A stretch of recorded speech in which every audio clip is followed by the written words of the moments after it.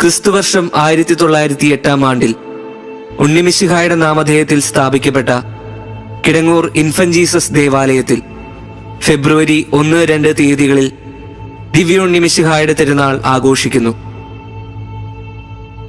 ഇടവക ദേവാലയം കടന്നുവന്ന ചരിത്രനാൾ വഴിയിലൂടെ അങ്കമാലി ഫൊറോന ഇടവകയുടെ അതിർത്തിയായ മുല്ലശ്ശേരി തോടിന് കിഴക്ക്, അങ്കമാലി മഞ്ഞപ്ര റോഡിന് തെക്കും വടക്കും, തുറവൂർ ഇടവകയുടെ പടിഞ്ഞാറും, MC റോഡിന് വടക്കുവശത്തുള്ള കരിപ്പായി പാടത്തിന്റെ വടക്കുവശത്താണ് അനുഗ്രഹങ്ങളാൽ സമ്പന്നമായ കിടങ്ങൂർ ഇടവക സ്ഥിതി ചെയ്യുന്നത്.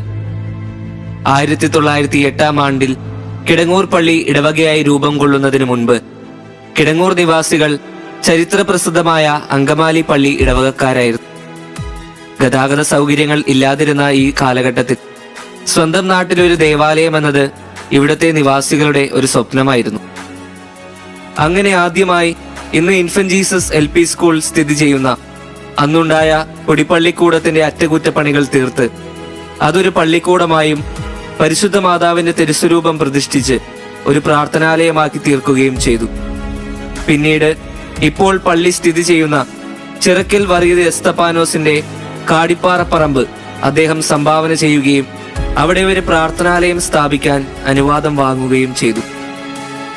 അന്നത്തെ മെത്രാനായിരുന്ന മാർ ലൂയിസ് പഴയപ്പറമ്പിൽ പിതാവിന്റെ അനുവാദത്തോടെ 1917 ജനുവരിയിൽ പള്ളിപ്പണി ആരംഭിക്കുകയും 1920 മാർച്ച് മാസത്തിൽ പണി പൂർത്തിയാക്കുകയും ഏപ്രിൽ 25 തീയതി കണ്ടത്തിൽ മാർ അഗസ്തീനോസ് മെത്രാനച്ചൻ പള്ളിയുടെ വെഞ്ചരിപ്പ് കർമ്മം ആഘോഷപൂർവ്വം നിർവഹിക്കുകയും ചെയ്തു.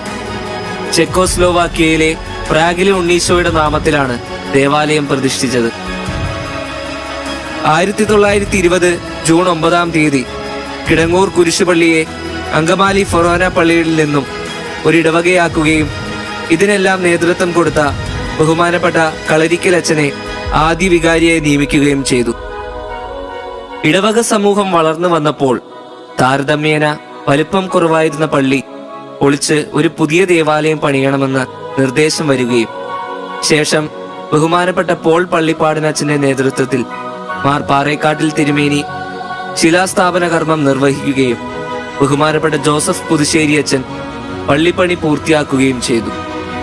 അഭിവന്യ ആന്റണി പടിയറ പിതാവ് പുതിയ പള്ളിയുടെ ആശീർവാദ കർമ്മം നിർവഹിച്ചു.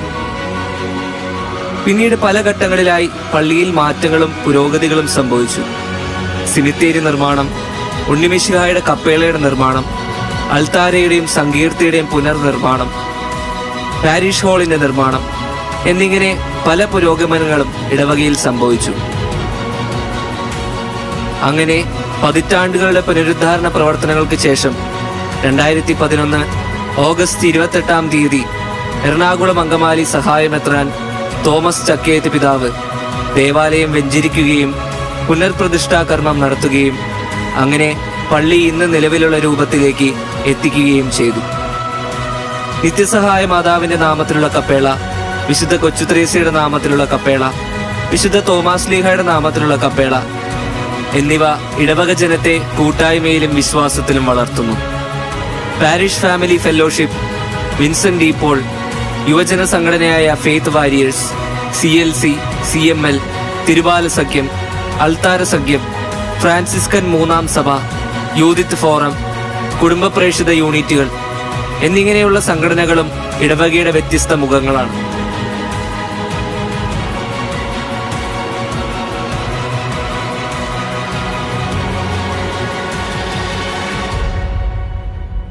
സ്നേഹമുള്ളവരെ, ഒരു നൂറ്റാണ്ടോളം നീണ്ട ഇടവകയുടെ ചരിത്രം നമ്മെ അനുസ്മരിപ്പിക്കുന്നത് ദിവ്യ ഉണ്ണീശോയുടെ അനുഗ്രഹാശിസുകൾ എത്രമാത്രം കിടങ്ങൂർ നിവാസികൾക്ക് ലഭിച്ചു എന്നുള്ള കാര്യമാണ്.